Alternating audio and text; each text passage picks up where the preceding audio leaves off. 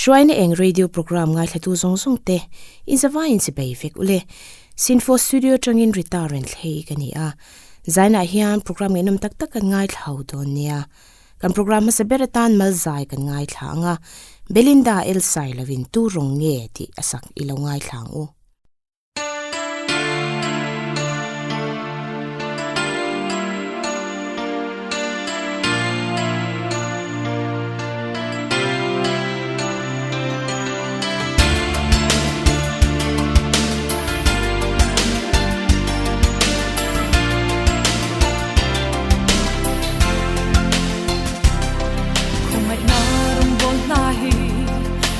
Tanna thok puri thiam na le fin na angai silo del paring chan tu te atana in mang zongang khovel chan ngam tu te Tanna ni ho ina hian tu rong nge bo do del parong bol hi thalo o mga isya chuani turong nge ibol do kamay ro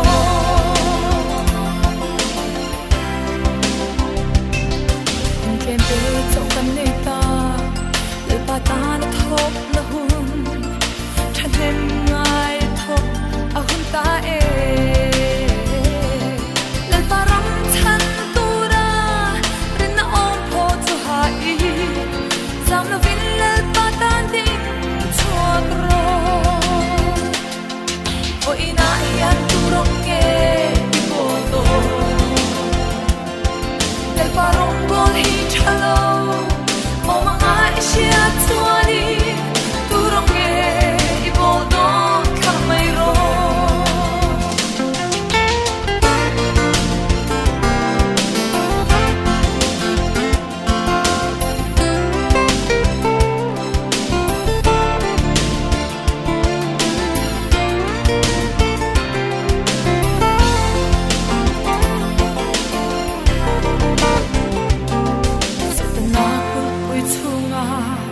mang angarun thom tia au har zo talo tem ni onang mu hil thoro lal param chan na hun ne ike inding ro khwa dai maya o ina hian turong nge bo do lal parong bol hi thalo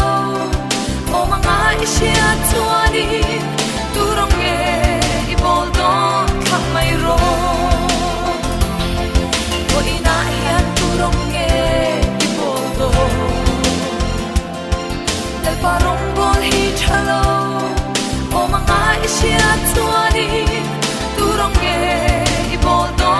kamay ro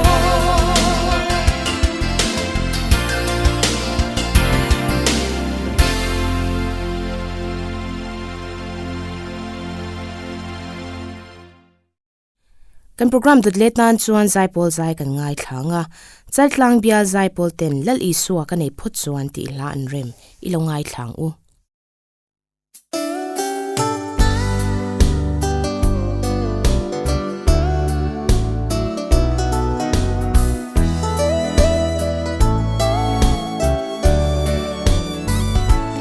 LalIsua kan ei phut chuan mo en kim anei LalIsua ni ti ni ama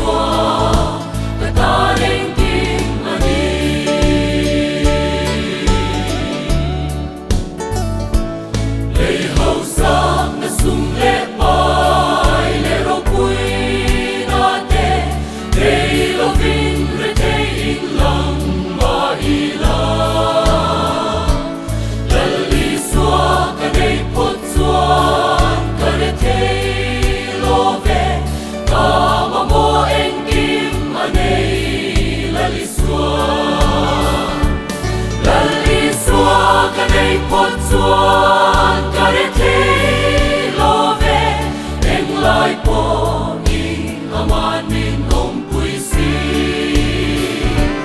LalIsua cả đây phật xuân cả để thế lo về LalIsua cả ta lên kim ani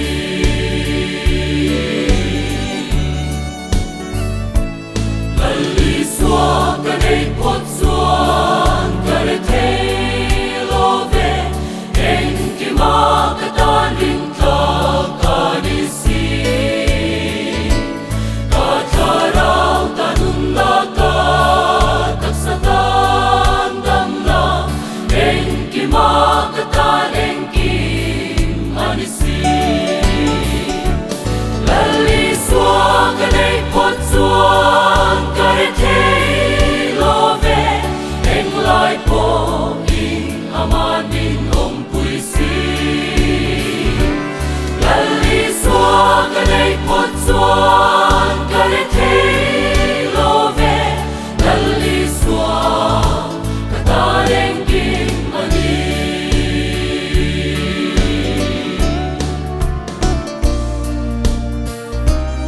LalIsua cả đây phật xuân cả để thế lo về em kim ma cả ta rin ta cả ni si cả ta rao ta nun na cả tak sa tan dam na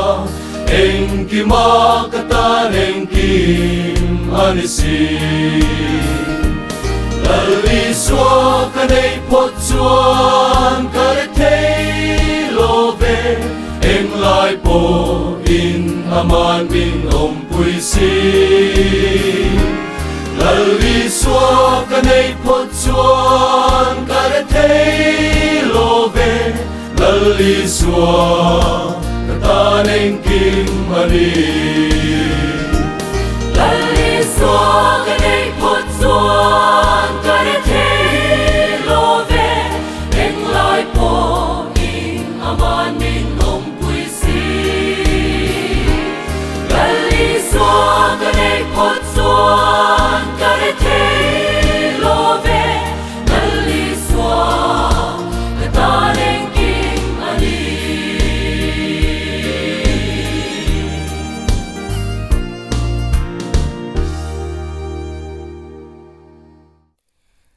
tuna chuan Thusawi kan ngai thla ve le thung tonga Reverend Lalchungnunga Chaltlang nun chen dan ti asoi kan ngai thlanga lokpui thep turin ngun takin kan ngai thladon nia Thalai nun chen dan tha Sunday Secular Senior Paul Leader kani lain tum khachu Psalm samkuana chang som pani thu kandam chung ni te chiar dan tur min zirti rang che ti hi changcho in te rol rual kan zir lai te chu le khathem le pen kan pe a he sam phua tu hian mi hringdam chung chakna awangin kum somriat ani thei thu asoya chu tiang thleng chu dam turin in ruat ula in dam chung ni chiarin in thi ni tur han chok chuak te ule kan tia an pian nia kum somriat an han bel chuan an thi ni tur an han chok chuak ta a chumi zo chuan tuna an kum zat kha somriat atangin pai turin kan han tilea an ladam zel zat tur kum an chok chuak lea chuta tang chuan an tar huna eng vakma an ti that thei to lo hun tur kum som sari an ni le kum somriat an ni chung in kar kum som kha han pai le turin kan tilea chuta an han cho chua chu hrisel pa ngai an nia chak thato ka nun an la man thei chung tur ani ti kan han hril fia chuta an cho chua chu atlang puin kum som nga vel alonia chuta tang chuan nupui pasal an neya chang chenu chang chepa an ni cho zel tur hun an han pai le chuan kum som vel lo liam thalai anga khovel han chen hun an nei lo ti an chu chuaka mei chia tan phei chuan chu ai chuan alatlem le thei boka chumi kum som vel thatlai chung chen thei hun an nei chu engtianga chen nge an du ti te kan ngai tu atira chu ngai tu tul tak ani renga achan chu hrisela dam thatak anni point chu tiang hun chu alo thleng ngei don ti chu soitam ngai lovin achiang sia chu miom zia chu annu na to phun kha hrisel lo nei na tlak buak thei dan kong atam hle le ngal ani ring nun thatlai hun wanglai hun hi are lo hle mai mizopa mi te hriat hlo sarkar nalian pension thlenga thok thule hlalama miril pujei mal soma apen nei matana thanpui pa inti tuna po kum zalam pana min ladam pui February ni somni pariat sang khajakwa somthuma piang ni apom chuan kum sang khajakwa somko panga khan ama chanchin autobiography le thil dangte chuan na le khabungai nom tak wanglai ti chu aziaka chuta athu top nalama chuan bor som dewin tha chu thum deu to ma se ngai tuana alafi ma athan po alakin lova awang lai athleng don chau alani tile athu top na berline pathian khongai na in kawang lai ni hi alatlalok don ri lo ni in karia ti alo ziaka kum samruk pel fe to po kawang lai ni hi alatlatlok don ri lo ni in karia tia ahan ngai tu thei hi afak hlemai athu zia pakhat kan mi zia ti po college kan zirthin kha ania hetianga ahan zia theina chan po hi chumiam zia chu kawang lai ni hi alatla lok don ri lo ni in ka hria ti ahan zia theina chan po hi awang lai nun amang uluka mi in tar anti tu nuwa po awang lai ni chu latla lok don ri lo ni in ngai tu theiani chutianga ngai tu theina nun thuruk chu anei ani nge yang mizo thalai te hian in ngai tu ata na tha ni a ka hriat ve chu hei hiani thatlai nun chen dan tha hriat fu hi chu thuruk chu in mu chua thei ngat chuan khovela ro luber char in ni theyang bible a po chu tiang lamatan chon fuina kan lo muwa thurhil tu bung som pakhat chang kwa chuan thalai te u in thatlai chen ula in lano pan viau lai hian limro in thinlung du zong chu zom ula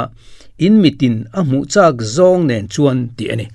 thurhil tu hian awahan phal zau ve thatlai chen lim thinlung du zong piang zom mitin mu achak piang en heti wang hi emniang thatlai hun chena chak tak taka antlana lirthei riring thei angbera antlan thuaka zanrei tak tak khoi lai a emo anti khom dar thin le heti wang hi emniang andu du an inin an eya an in chiwa an rui thlek nop thin le hetiang awang hi emniang andu zong apiang internet ate an ena athente pheichon mipat meichiat wal out taka an man tak le an che na an lim ani mai lom enge poi kan ti mai don emniang thurhil tu bungsom phachang ko na bullam chau chir chuan chutiang chu thatlai hun mandan tha chu ni mai na ngai thei ome ma se achang top lam hi chir tel nge angai engtin nge asoi zel heti hian asoi ni ama ero chunga chuan pathianin in chunga ro rel don ti hrerengang cheu ti asoi zui zel ani chudi chuan mizo christian thalai te u enge in ngai tu tur chu ni ta le he hi in ngai tu atana karot du chuani pathian ro rel na lau lov tura thatlai hun chen dan tur ti hi chumi kong chu zo turin ka du sak cheu pathian ro rel na lau lova thatlai hun chen dan hi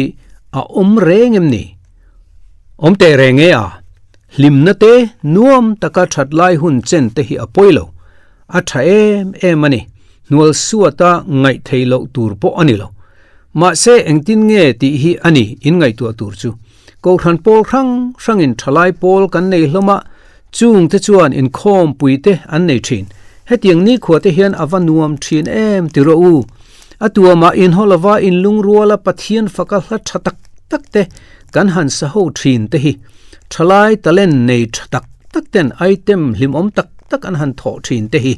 heng te hi pathian ro rel na hlaulawa thatlai hun chen dan tha an vani em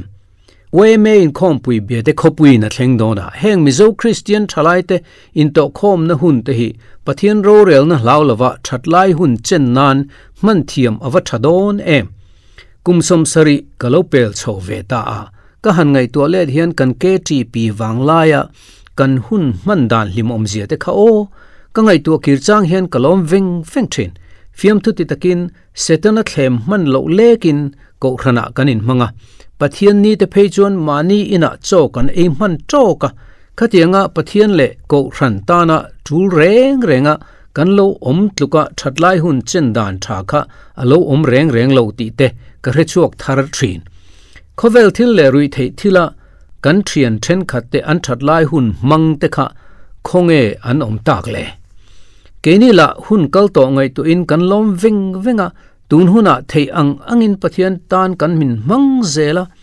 nakin loka khovel kan chua san hun tur alo thleng ngei don ti hrarengin kan chatuan mun nom dan tur kan thlira kan suang to nuam le lim om hlirin pathianin namchung hun toite man dan min lo zirtirin min lo hruai alo ni reng ti kan ria a awathamon thlakin awahlimom em hetianga lung oi nun hi kan tunlai thalai te hian nei ve vek ula kadu sakhle mai cheu hetia hansoi hian hetianga thatlai hun lo mang te hi kan thabik kan felbik ti nani lo mani chaklo anga pathian le ako ran bel tlata lo om kha kan tan alo tha em ani in mangai na le indu sakton na thiang lima nung ho kan ni khan kong engkima min lo venga min lo ti moya min lo ti tha alo ni mai thurhil tu hian in thatlai hun rei don lo ati zuiani thatlai hun re lo te upat huna in chirna tur om mi alo le chatuan hun a lom na tur ma ba ka om thei dan hi a om chiang mai chu ani mizo christian thalai te kan du sak em che u chu thurhil tu bung som pani na kum alo tama mi hring tak sa om dan tur a soi zui zela khovel eng le thil om dan a pa ngai renga a om lain kum alo tam chuan thim le thopik thak mai a an lo chang tana kudle ke te an lo chaklova an lo khura nung zang ru te alo kul tana ha te alo chaklovin alo bal zawa cho a thial tha thei to lova mit khomu achiang thei to lova ka le khabesep te po ati zung thei to lova o te alo thama ring takpo in atong lei thei to lo ko thlera du akal ngam ani to lova zanmut atui tak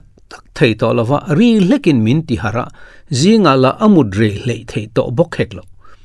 thatlai huna tui tak taka zingdar ko dar som thinte bisu dar som pakhat thleng mu thei kha khowar tira kan hara mun sang dewa kalte alau oma taksa ange to lova balance athat to lo wangin thilte thamte te po noksaka anchang zel to tharuite alo zoya taksa in nuam ati angchi te nuam ati thei to lova thuak tuam tu rang te chu alo te thenil niala lungle thisen zam te po alo cha to chuan mi hring taksai na mabak chu thlan ani to mai chu tiang hun alo thlana ilung ngai lo nan pathian ro rel na hlau lova I om theina tur chuan I wang lai hian isiam tu rereng ro ti le heng thu zong khai khom na hi ingai thlate ang pathian tri la athu pek te vongro he hi mi hring zong ti tur chu ani mai pathian chuan thil ti zong chunga ro alarel don sia thilin thup engkim achia emo atha emo te po ti hi pathian ro rel na hlau lo tur zongin I that lai hun hi chen ro le lalpan malsom ro se Thusawi ngai num tak kan ngai thla to boka tuna chuan malzai kan ngai thlavele tonga Lalrinawmi Rintei in kathlang berche ti hla sak ilo ngai thlang u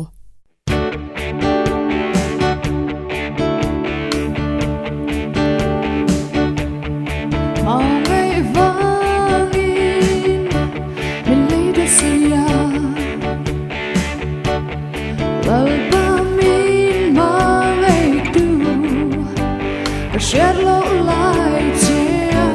min siama nunna min pea min lo thang to sia kalo nai min try to the thang beche ka him na ini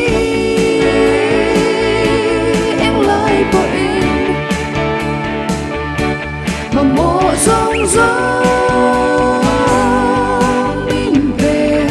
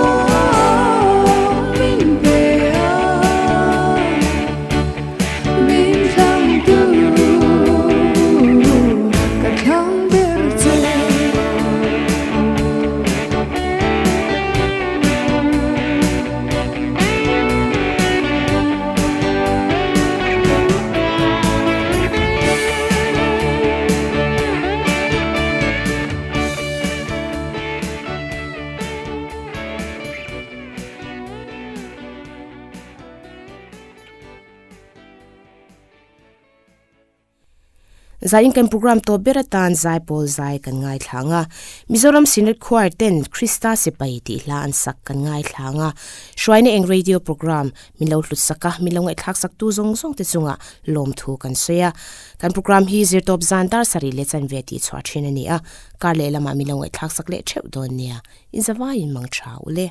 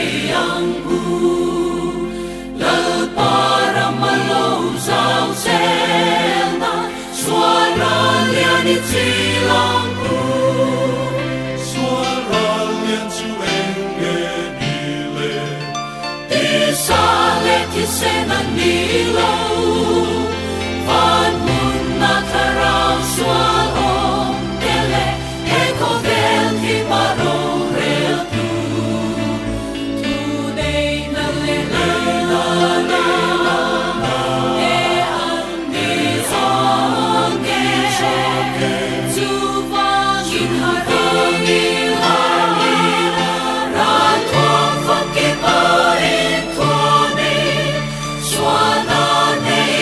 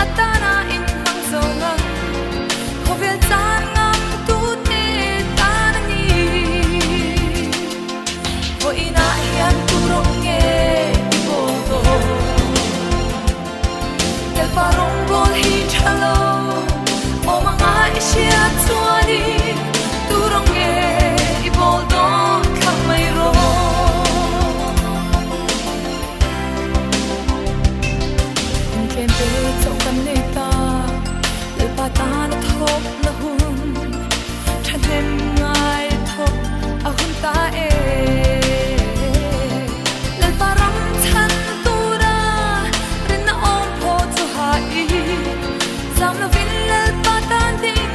chua cro ôi na yan